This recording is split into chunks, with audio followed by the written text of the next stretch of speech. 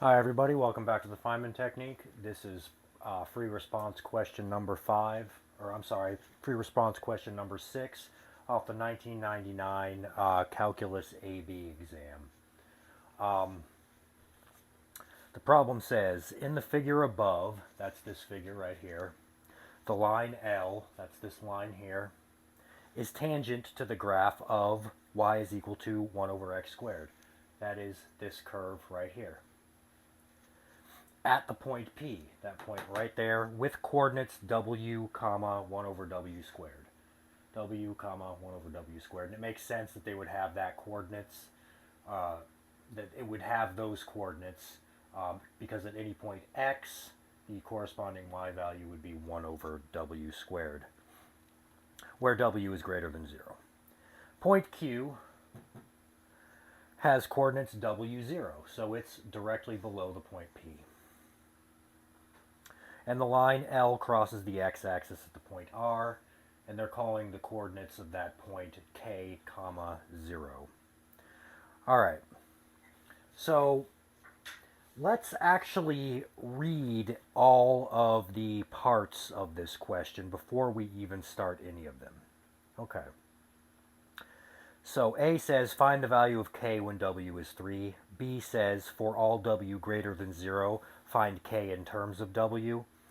Part C says suppose that w is increasing at the constant rate of 7 units per second. When w is equal to 5, what is the rate of change of k with respect to time? So that's a related rates problem. Suppose that w is increasing at a constant rate of 7 units per second. When w is equal to 5, what is the rate of change of the area of triangle PQR? That's the triangle formed by these points, P, Q, and R, with respect to time. Determine whether the area is increasing or decreasing at this instant. All right, so having read all those, what one should we do first? I suggest we do part B first, because if we get an answer to part B, the rest of them become much easier. If we find k in terms of w, it's very easy to find the value of k when w is 3. So let's start with part B.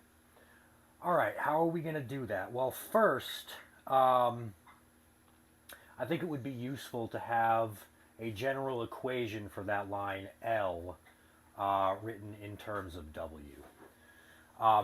So how are we going to do that? Well, first we'll use our first concept written up here, the point slope form of a line, and that's y minus y1 is equal to m times x minus x1. Y1 is it's just the y value of some point that we know exists on that line, and x1 is the corresponding x value of that point, and m is the slope of the line. So, all right, what do we want to figure out first? Let's figure out m. So we're looking for the slope of this line. Well, what would the slope of that line be? Well, this is where concept number 2 comes in. The slope of a line tangent to a curve f of x at x is equal to a is equal to f prime of a. So the slope of our line tangent to the curve, this line, which is tangent to this curve, f of x at the point x is equal to a. Well, what is our a in this case? We want the slope of the tangent line to a curve at the point, the curve f of x at the point x is equal to, well, the x value of this point P, which is w. So we want f prime of w. All right. So if this is y, y is f of x. If y is 1 over x squared, then y prime is negative 2 over x cubed. And none of you should have a problem with taking that derivative. So I won't show you how to get that. All right, so we just need this evaluated at the point w. So our slope, our m, for the slope of this line is going to be given by negative 2 over w cubed. All right. Now let's plug in some values into this equation to find the actual equation to this line L. Well, L, the actual equation to it, would be given by this, y minus y1. All right, what is our y1? Well, we know 2 points that exist on this line. We know that the point P exists on it, and we know that the point R exists on it. So we're actually going to write out both versions. So let's use this one first. So we have y minus y1. Well, what is our y1? That's the coordinate, that is the y value of this point P. So that is 1 over w squared. And that's equal to m, which we determined to be negative 2 over w cubed, times x minus the corresponding x value of point P, which is w. All right, let's expand that out. So that's going to be negative 2x over w cubed plus 2w over w cubed, or just 2 over w squared. All right. Well, it can also be given by that exact same equation, except using this point. So it can also be expressed by this: y minus y1. In this case, our y1 is 0. Is equal to m. It's still the same m because it's just this line. That slope never changes. It's a tangent line, so it's going to have a constant slope. So that's negative 2 over w cubed times x minus x1. In this case, our x1 is k. And what's that equal to? Well, that's equal to negative 2x over w cubed. Minus times a minus is a plus 2k over w cubed. All right, so now we have a system of equations here. Let's see what happens if we subtract both of these. Y minus y is 0. Negative 1 over w squared minus 0 is negative 1 over w squared. And then that's equal to this minus this. So we have the same thing subtracted from itself, so that's just going to be 0. And then we'll have plus 2 over w squared minus 2k over w cubed. All right, let's simplify this a little bit. Let's get rid of this 0. Let's bring this equal sign over. We'll get rid of this 0.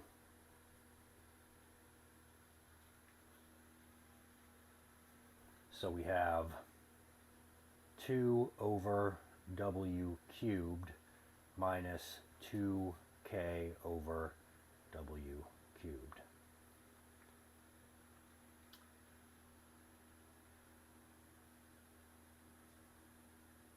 Sorry, that's 2 over w squared. Sorry about that. Yeah, this should have been a 2 over w squared. Yeah, 2 over w squared minus 2k over w cubed, yeah. All right. So we have negative 1 over w squared is equal to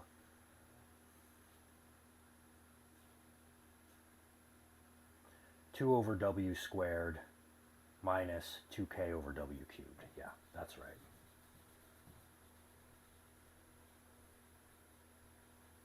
Okay.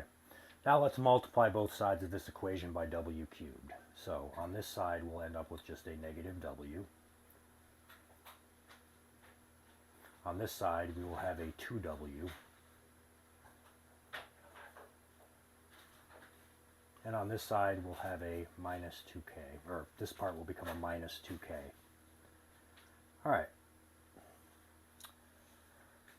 let's bring this 2w to the other side, giving us negative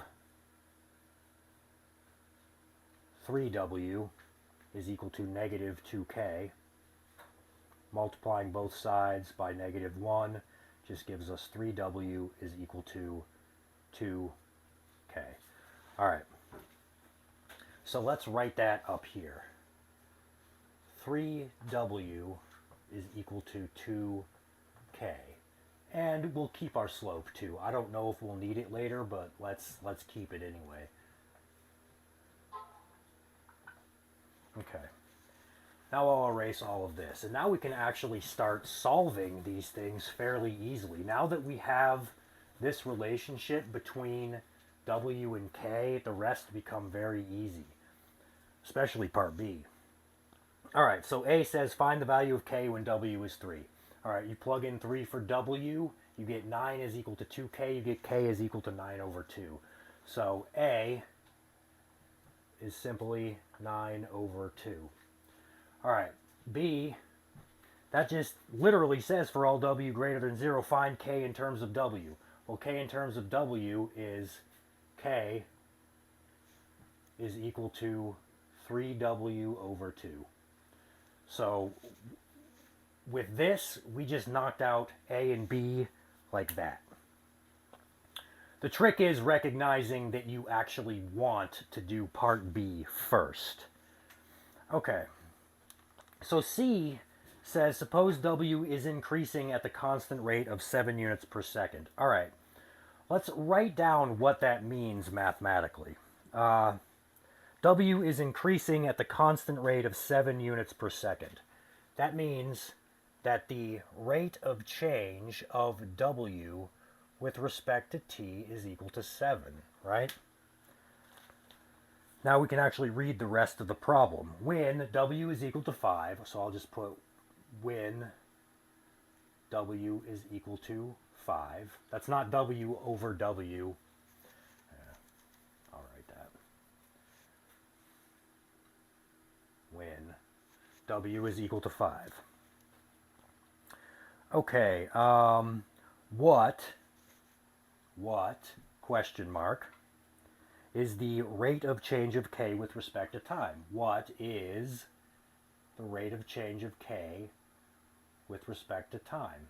Okay, so this is what we actually want to find out. We want to find out what the rate of change of k with respect to time is when w is equal to 5. Well, we have this relationship over here. We have 3w is equal to 2k. So let's take a derivative of this thing on both sides with respect to t. Doing that will give us 3 dw dt is equal to 2 dk dt. And as this is pretty typical of AP style questions, they might throw at like extra information at you in order to confuse you. You don't even need to know that this happens when w is equal to 5. You don't even need to know that. Literally, this relation holds no matter what w is. 3 dw dt is always going to equal 2 dk dt. All right. We know dw dt, it says it in the question. So let's substitute that in. dw dt is 7, so 3 times 7 is 21. Dividing both sides by 2, we get 21 over 2. And that is our dk dt at any time. That's at any time. It doesn't matter what w is. That, or not at any time, but at any value of w. Okay. So C is 21 over 2. Okay. Part D is the most difficult, but honestly, it's not that difficult. Once we have, like I said, once we have this relation, 3w is equal to 2k, the rest of these just kind of fall into place. So it says, suppose that w is increasing at a constant rate of 7 units per second. All right, again, that means that the rate of change of W with respect to time is equal to positive 7. All right. When W is equal to 5 again, so when W equals 5, what, question mark, is, equals sign, the rate of change of the area? So dA, the area. And I haven't even read the rest of the question yet. I'm just literally, I'm translating this sentence into math. All right, so what is the rate of change of the area of something? We'll worry about what that something is in a second with respect to time. Okay. The area of what? The area of triangle PQR. All right. PQR, that triangle right there. All right, so we're going to need a formula for the area of that triangle. Well, what is the formula for the area of a triangle? It is A is equal to 1/2 base times height. All right, what's our base? Our base is the length of QR. Well, what is the length of QR? Our base is equal to K minus W, right? That is going to be the length of that. Okay. Well, let's see. Do we want to write W in terms of K or K in terms of W? Well, it gives us that, we're working with W in this problem, so we'd like K to be in terms of W. That means K is equal to, oh, we have it right here. K is equal to 3/2 W. All right, so let's put that in there. K is 3W over 2. Well, this is 2W over 2, right? So this is W over 2. All right, that's our B. What is our H? Well, our H is always the y value of this point P. The y value is described by 1 over W. So H is 1 over W squared.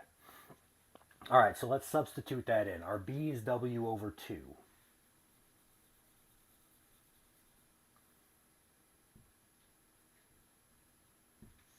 And our height is 1 over W squared. All right, let's simplify this a little bit. That's going to give us 1/4. So we've taken care of that. Well, we've taken care of that. We've taken care of that. This will just become a W. 1 over 4 W. We'll call that 1/4 W to the negative 1.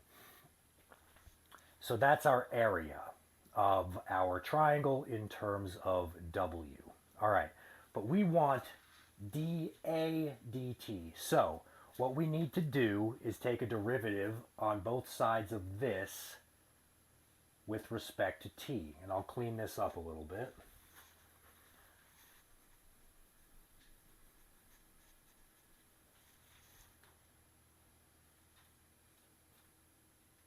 Okay, that's equal to 1/4 W to the negative 1. So our dA dt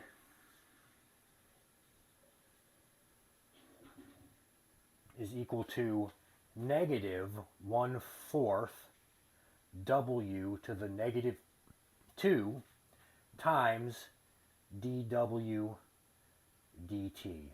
All right. Well, it says when W is equal to 5. All right, know that W to the negative 2 is just 1 over W squared.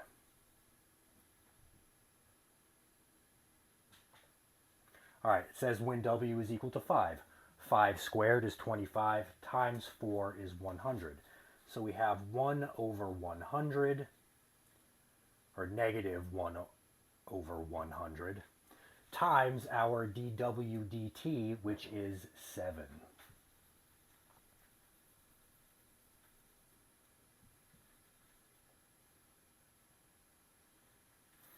All right, what is the rate of change? Okay, well, the rate of change of that area is negative 7 over 100 units squared